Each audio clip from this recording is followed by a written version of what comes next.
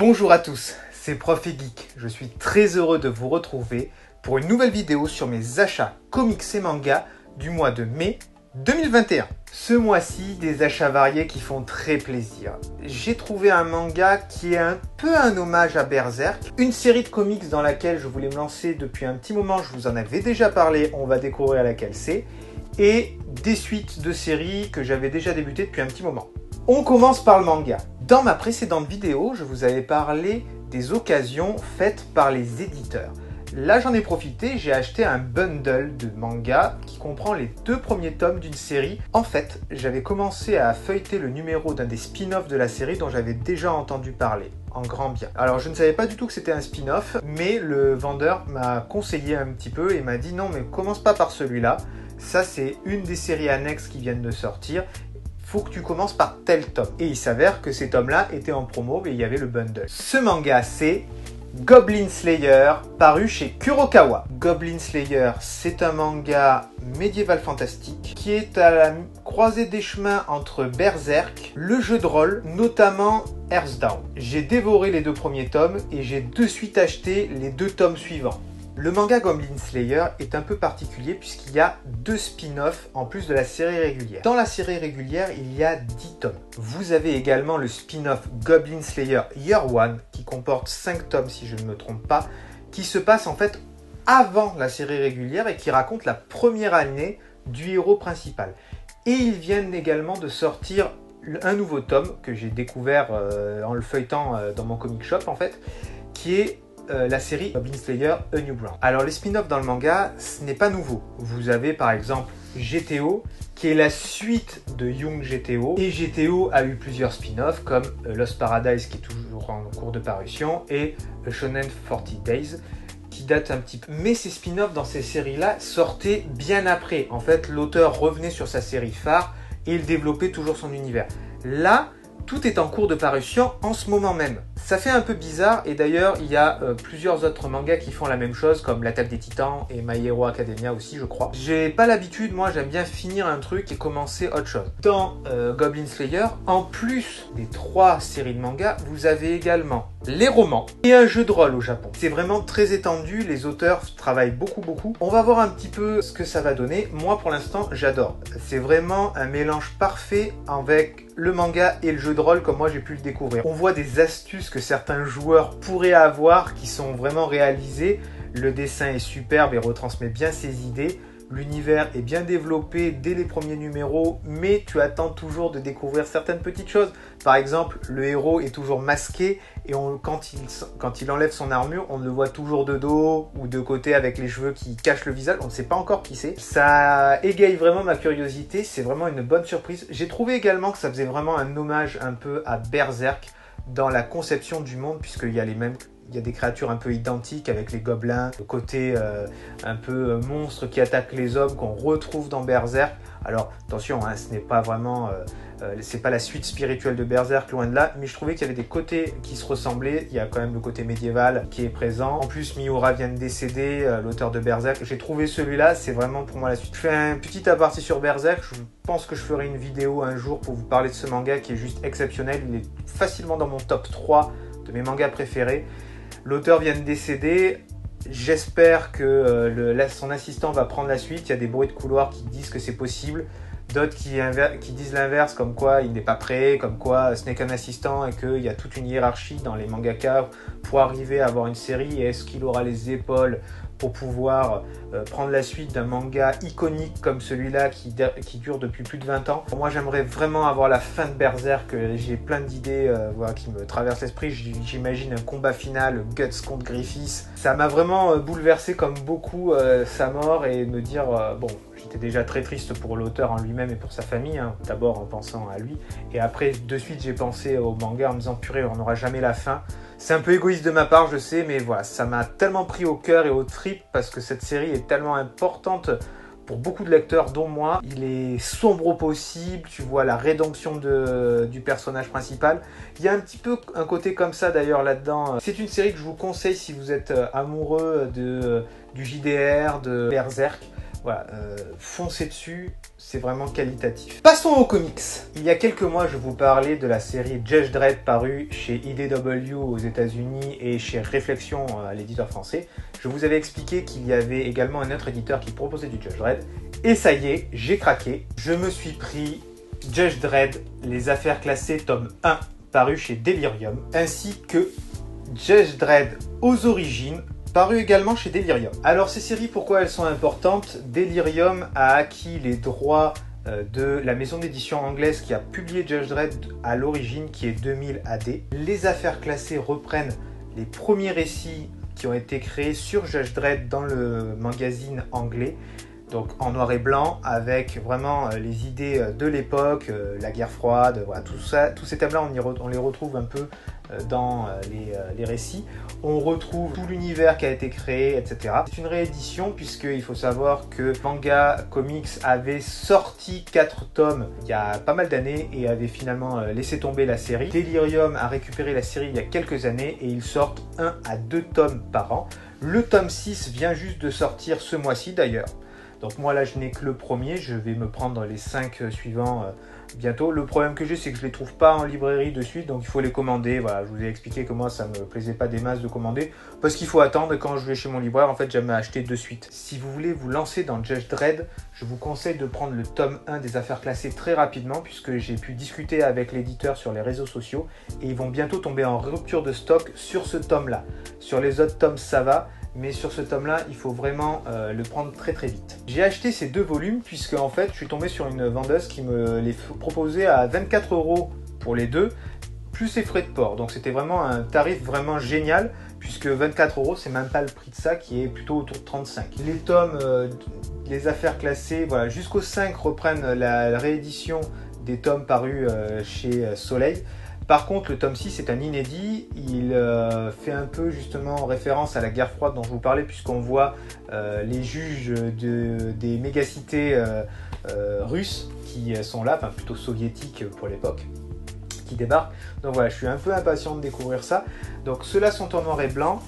Les tomes comme celui-ci, il y en a d'autres, hein, eux sont en couleur. Le dessin varie, il faut aimer le style voilà, des années 70-80 pour ceci. Mais voilà, j'ai vraiment hâte de découvrir ce héros de la pop culture qui est tellement magique et tellement ultra bourrin que je vais passer ça. C'est un peu dur à lire, on m'a dit attention, il faut vraiment s'accrocher à certaines histoires qui sont pas top, mais j'ai envie de me lancer. Je suis courageux, je vous dirai ça quand je les aurai lus. On continue avec les achats chez Urban Comics. Vous le savez, mon éditeur préféré puisqu'il a toute la licence DC. On commence avec une série que j'aime beaucoup, DC's Up at World Ends. DC's, je vous en ai un petit peu parlé, c'est la série zombie chez DC.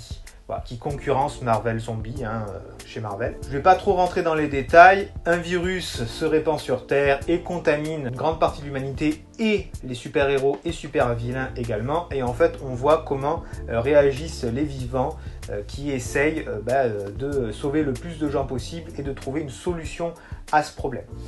Alors, DC's Up at World End est un des spin-offs du tome 1, puisqu'il faut savoir qu'il y a le tome 1 Unkillables, qui est un peu en spin-off suite direct à ce tome-là, et celui-ci qu'il faut lire en fait avant la fin du premier tome d'ici. C'est tellement compliqué que DC et Urban Comics ont décidé de faire une frise chronologique pour expliquer quand est-ce qu'il faut lire les différents tomes. Et ils l'ont mis à la fin du troisième tome qui vient de sortir. Ils ne pouvaient pas le mettre ailleurs et avant. Ça, c'est un gros point noir de ce comics. Ils mettent ça à la fin. Et ils auraient pu le mettre bien avant, par exemple dans Unkillables, qui était sorti avant, pour qu'on sache quand est-ce qu'il faut le lire. Alors, Unkillables, ça va, c'est pas si grave si on le lit après le tome 1. On voit qu'il n'y a pas d'impact par rapport au premier tome. On voit que tout ce qui s'est passé, c'est vraiment la suite. Mais celui-là, en fait, se lit dans le tome 1. C'est-à-dire qu'à un moment, il faut arrêter le tome 1, lire celui-là et reprendre le tome 1 pour 1 ou 2 chapitres. C'est mal foutu, c'est pas expliqué. Donc moi, au début, je pensais que c'était soit une histoire en parallèle à Unkillables, voire la suite d'Unkillables, et pas du tout. Pas du tout. Donc voilà, ça, c'est vraiment le gros point noir. Autre gros point noir. Alors, je vais vous dire, regardez cette magnifique couverture. C'est pas ça le point noir. Les couvertures de DC sont toujours très très belles. Par contre, ça n'a aucun rapport avec le récit. Swamp Thing n'apparaît pas. Pourquoi avoir fait ce choix-là? Je ne sais pas. Alors autant sur le premier tome, on pouvait voir les couvertures des héros iconiques qui ont été zombifiés ou de certains vilains comme le Joker qui ont été zombifiés et ça donne un côté trip. Autant dans le deuxième, on voit Red Hood qui est zombifié et Red Hood c'est un des personnages principaux de Unkillable. Donc c'est pas un problème. Mais pourquoi avoir mis Swamp Thing s'il n'apparaît pas du tout dans le comics? Je comprends pas. Là, ils teasent d'ailleurs dans la chronologie, si vous avez regardé, un tome 2, This is the 2, avec Red Tornado, qui est zombifié apparemment. Autant Red Tornado, on ne va pas le voir ça va être la grande surprise. Bon, je le prendrai quand même parce que c'est un univers que j'aime bien, mais je ne comprends pas trop les choix éditoriaux, mis à part mettre une belle couverture. Alors, je ne sais pas quels étaient les autres choix, parce que là, elles ne sont pas présentes dans la galerie à la fin du comics. Peu dommage d'ailleurs. Mais bon, si Urban passe par là, voit ça, montrez-nous les visuels, histoire qu'on comprenne. Celui-ci est magnifique, il n'y a pas de problème, mais aucun rapport, hors sujet. Faux, nul, zéro, redoublement demandé les enfants. On poursuit les achats avec Batman vs Deathstroke. Alors, Batman vs Deathstroke, c'est un comics qui est sorti déjà il y a quelques années, que j'avais vu dans les rayons. Je me disais que je le prendrais un jour. Là, j'ai eu l'occasion. Je l'ai saisi puisque j'avais un bon de réduction et que je me suis dit que ça ne me coûterait pas très cher à le prendre. Il est en parallèle de la série Deathstroke Rebirth, donc vous pouvez le lire. Alors je ne sais plus à quel tome c'est exactement. Alors moi je n'ai que les 3 premiers, c'est une série d'ailleurs qu'il faudrait que je poursuive, je crois qu'il y a 6 ou 7 tomes actuellement, qui est assez sympa d'ailleurs. On retrouve un des méchants iconiques de la série d'ici, qui est Deathstroke, voilà, le mercenaire qu'on aime beaucoup. Là, qui est en concurrence avec Batman. Je ne vais pas trop vous raconter pourquoi, mais Batman s'évertue à casser tous les contrats de Deathstroke dedans pour une raison. Voilà, je ne vais pas trop rentrer dans les détails. Je vous conseille de le lire. Moi, je l'ai déjà lu. Je vous en parlerai dans une prochaine vidéo. Il est assez sympa. Graphiquement, il est bien. C'est 2 personnages qu'on croise souvent en ce moment puisque voilà, Deathstroke est réapparu depuis quelques années. Alors, d'abord dans la série Arrow. Alors, pas de lien avec Batman. Deathstroke apparaissait à la fin du premier film Justice League de Joss Whedon qui était apparu, donc ça aurait pu amener le personnage dans le DCEU. Ça ne se verra pas pour l'instant. Bon, il a été retourné dans le film de Zack Snyder, que je n'ai toujours pas vu d'ailleurs, va falloir que je le fasse. On pouvait également retrouver ces 2 personnages dans le jeu vidéo Batman Arkham Origins, qui était sur PS3 et qui n'a jamais été reporté sur PS4 et PS5. C'est bien dommage d'ailleurs, puisque du coup je n'ai jamais eu l'occasion de le faire et je ne sais pas ce qu'il vaut. On poursuit avec Batman Metal, le multivers noir, tome 2. Batman le multivers noir. Il est impératif de lire ces tomes, comme je vous l'ai déjà expliqué, pour arriver à l'event Batman Death Metal. Donc il est sorti le multivers noir il y a quelques mois déjà. Je vous l'avais présenté puisque je l'ai acheté, que je n'ai toujours pas lu d'ailleurs. Je suis un peu en retard sur cet univers-là. Le tome 2 vient de sortir, la couverture est magnifique avec le Batman qui rit et ses Robins qui ont été contaminés, qui sont sur les héros de la Justice League qui sont morts avec le sourire du Joker aux lèvres. Voilà, la couverture en jette, le personnage du Batman qui rit me plaît beaucoup. Le Batman qui rit vient d'apparaître dans un des jeux portables sur l'univers d'ici d'ailleurs, que vous pouvez retrouver. C'est un personnage, comme je vous l'ai dit, qui prend de plus en plus de place. Moi je l'aime beaucoup, hein. J'aime bien le mélange, c'est la fusion entre 2 de mes personnages préférés. Ça fait un méchant ultra badass. Moi j'adore perso. Il va falloir que je me remette à cette lecture là. Voilà, j'ai tellement de séries en parallèle à lire que c'est pas toujours facile de se dire sur quoi se lancer. Et j'ai un peu peur également de lire trop d'events qui soient liés au multivers noir parce que voilà, c'est très indigeste. Il y a beaucoup de tomes pour arriver jusqu'à la fin. De temps en temps, voilà, je change un petit peu, mais il va falloir que je me relance un peu dans cette série là. Le dernier tome qui fait très plaisir, Batman Joker War tome 3, qui vient clôturer l'event Joker War. Que dire de plus sur Joker War que vous n'avez pas déjà entendu? C'est l'event Batman à lire en ce moment. Il est très bon d'après tous les échos que j'en ai. Ça relance bien l'univers Rebirth. Ils ont renuméroté comme je vous avais expliqué pour éviter de faire des tomes 14, 15, 16, 17. Ils sont repartis au tome 1 qui était un prélude. Le tome 2 était vraiment le début de Joker War et là c'est la conclusion à l'event. Je vous conseille de lire l'event pour le scénario de James Tynion, 4e du nom, et pour les dessins de George Jiménez qu'on retrouve. Alors il n'est pas sur le tome là, il est présent juste pour la couverture. Vous voyez que la couverture c'est un bijou. Voilà, les dessins sont quand même assez beaux. Je vous montre quelques planches au hasard. Voilà, regardez ça, c'est quand même pas mal du tout. Allez au moins le feuilleter, faites-vous votre avis sur la série Joker War. Si ça vous plaît, allez-y, foncez. Bon, il va pas falloir que je tarde à m'y mettre, il faut que je rattrape les derniers Rebirths qui me manquent et après j'attaque ça. La vidéo touche à sa fin. Si elle vous a plu, n'hésitez pas à vous abonner à la chaîne, à cliquer sur la cloche pour ne pas rater les prochaines vidéos, à mettre un like, à commenter pour qu'on discute un petit peu de ce que vous lisez, de ce que vous avez acheté, de vos avis sur ce que moi j'ai pu acheter également. On pourra échanger, je réponds à chacun d'entre vous. N'oubliez pas de venir sur la chaîne au moins 2 fois par mois pour voir la vidéo sur mes achats et la vidéo sur mes lectures. On peut échanger, on peut en discuter quand vous voulez. J'essaye également de vous faire d'autres vidéos sur des thèmes qui me plaisent. Vous avez pu voir la dernière vidéo que j'ai pu faire juste avant qui était sur mes astuces pour pouvoir acheter en occasion et faire agrandir sa collection à moindre coût.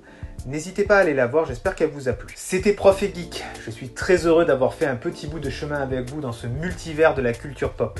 On se retrouve bientôt pour une prochaine vidéo. Ciao ciao!